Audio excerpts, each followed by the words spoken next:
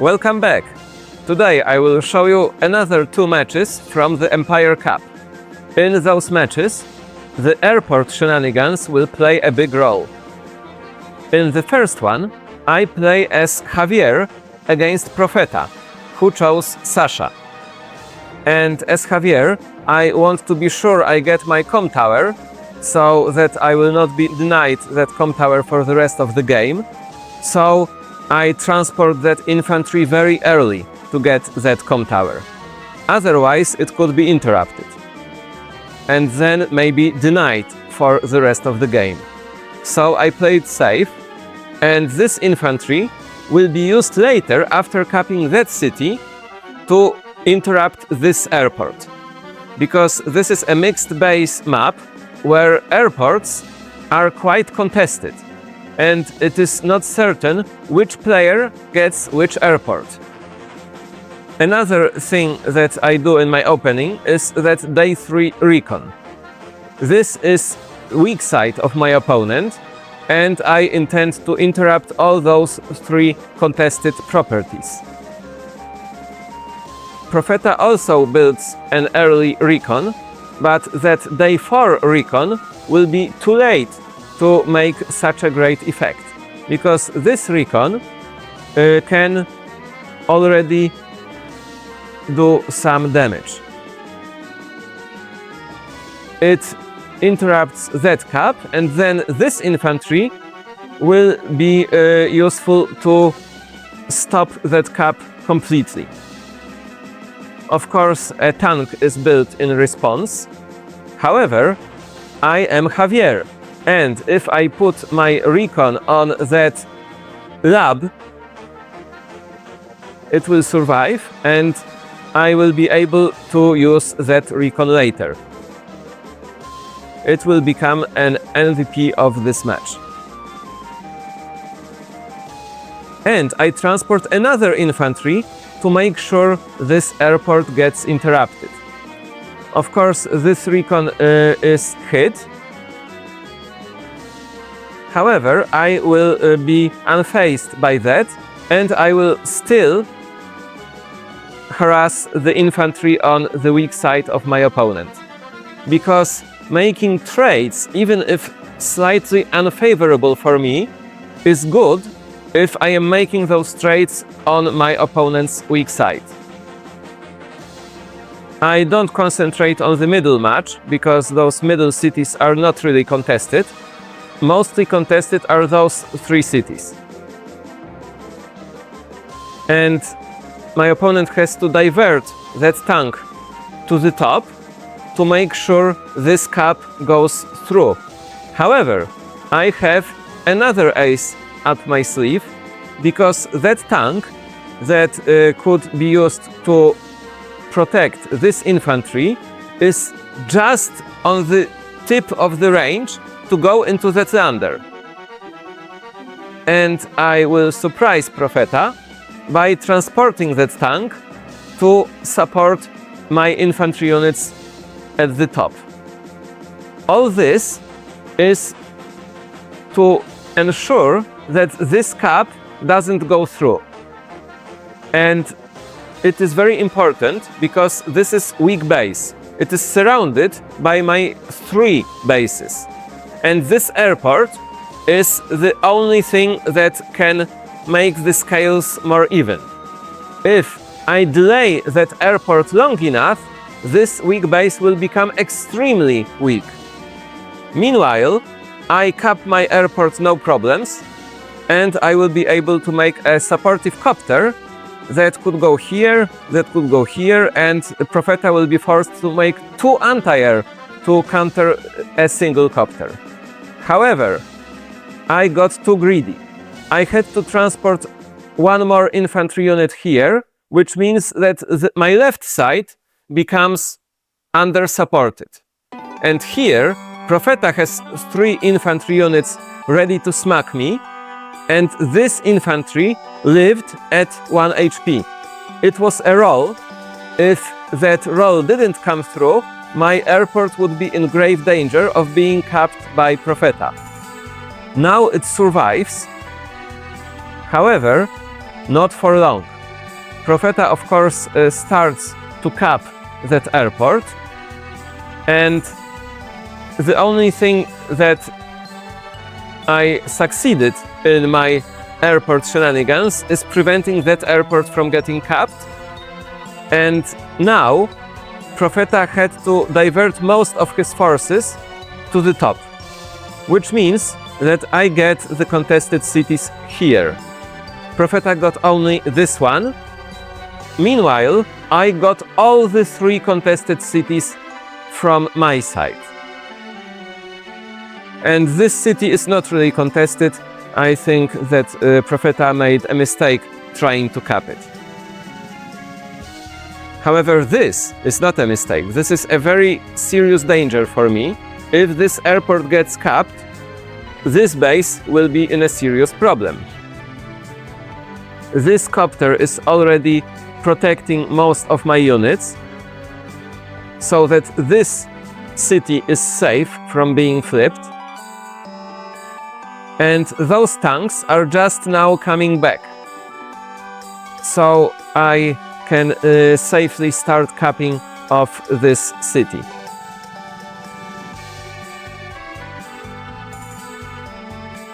Now I decide to back up and get some artillery support, because you want to build artillery against the weak side of your opponent. You want to overwhelm them with a lot of units. Instead of this city, I flipped this city, because tanks were too far to interrupt it. And the airport only now got capped, which means that I could do what I wished in this area. And now this anti-air locks my airport, and this airport got capped by Profeta. I repair the recon and try to kill that infantry. However, it does not work. It was also a luck roll, unfavorable for me. This will be one of many luck rolls involving that airport. But now I cap that city, and this is protected by the artillery. I can do that only because there is no copter support, and I don't have to worry about building anti-air. The only anti-air I have to build is here to protect me from this airport. And this copter is not a threat, because I evacuated all my units from that side, and only now I build anti-air to protect my base range. So this airport is much weaker than this airport. This airport is much more important, because it protects the weak base. Now I have to deal with that copter, so this anti-air will have to go left, meaning that this copter will have free reign. And my rush only achieved those 3 contested cities. And now I have to consolidate. Fortunately, Javier has very strong defense, especially when I pop my tower shield, so my walls will hold, and I decide to pounce in many directions. Here I am defensive, here I am attacking. I considered base locking my opponent, but that base lock could be broken, and I don't want my artillery to be in danger. This copter got a nearly free hit, because I will lose my anti-air. My opponent now did something that surprised me completely. Profeta built a bomber. In order to do so, he had to combine some units, which made his weak base even weaker, and I don't agree with that move.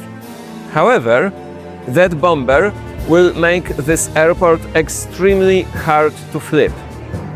I have to divert this anti-air to damage the bomber, and if I were any other CO except Javier or Von Bolt or Hawk or any other CO who has strong defensive or offensive bonus, that anti-air would be dead. I am Javier, so this anti-air will survive the response from that bomber. I have to build another anti-air, of course. I block the anti-air from all other sides, so it will not be finished by the copter. That would be a disaster. And I surround this base. So Profeta had no choice but to resign. And this was also a luck roll. Now my anti-air will kill that bomber. If the roll was different, his bomber would kill my anti-air. So because of denying that airport and because of the sunken costs of building a bomber in that airport, and of course because of the recon that was the MVP of the match, I won. I got income advantage for the most of the game, and Javier's defense meant that my walls held up and I could defend my contested cities. Meanwhile, Profeta couldn't do the same with Sasha. In the second match, I couldn't pick Javier because it was a tier 3 match. I played against Starflash and we both picked Andy, because copters are very good on this map. It's a mixed base map with lots of rivers and mountains. So after capping the airport, both of us immediately built a copter. This is a 2 com tower per side map. This com tower is mine, this com tower is my opponent's, but these com towers are very hard to get and very easy to interrupt.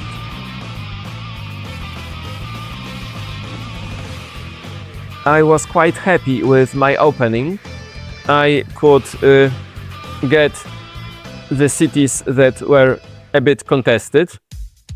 I also will get this city, because that copter will serve as a deterrent. I interrupt that cap because I intend to use that artillery to lock this area and gain control of it. And this plan will work. However, now I will do something stupid. As I told you in the previous game, you want to make even slightly unfavorable trades if they are on your opponent's weak side. And this is my weak side. And I will become too cocky here, capping that city, using that recon to interrupt this city. I will spread myself too thinly, and it will hurt me later. This is my strong side and I am doing fairly well here. Now this unit will be smacked by artillery and this cap will be stopped by the anti-air. And my successes here will not be enough to prevent my downfall here, because there is just lots of infantry coming my way and I engage in trades. I thought this recon is safe. However, this anti-air will knock it down to 3, this infantry down to 2, and Starflash got a good luck roll, and now my recon is dead. And every unit on my weak side matters, because it will get overwhelmed soon, from the top and from the bottom. I have to produce more tanks here. And now I capped this city. I need to go back. And I thought those 3 infantry units are safe because they are protected by 2 tanks and by 2 copters. So that's quite a strong force.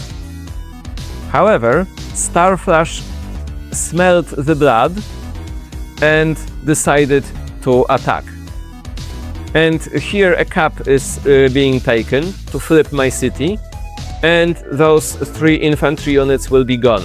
Again, this is slightly unfavorable trade, but this is my weak side, and now I have to respond. So, I have 2 tanks and 2 copters. And I do the reasonable thing, which is use copters to kill a tank and use tanks to kill anti-air. Because otherwise, using a tank and a copter to kill anti-air would be a roll. So I decide to make sure both units are killed, because we are playing Andy and it's important to not leave 1 HP units. Of course, I will lose 1 copter and the other copter will get damaged by that copter. However, it is not the end of the world. I have another anti-air coming back to support the weak side. I built another tank. It will be good, will it? It will not. Starflash made some calculations, and this copter is not as safe as I thought, because that copter knocks it down to 3. This infantry knocks it down to 1. And now it only needs 2 more infantry hits to die. And this makes this anti-air able to go to my airport and destroy my freshly built copter and lock the airport. Now the situation is looking very bad for me. To make matters worse, Starflash is able to pop hyper upgrade. And now his units are very strong. That copter reached. It could not reach before the superpower, and now it reaches.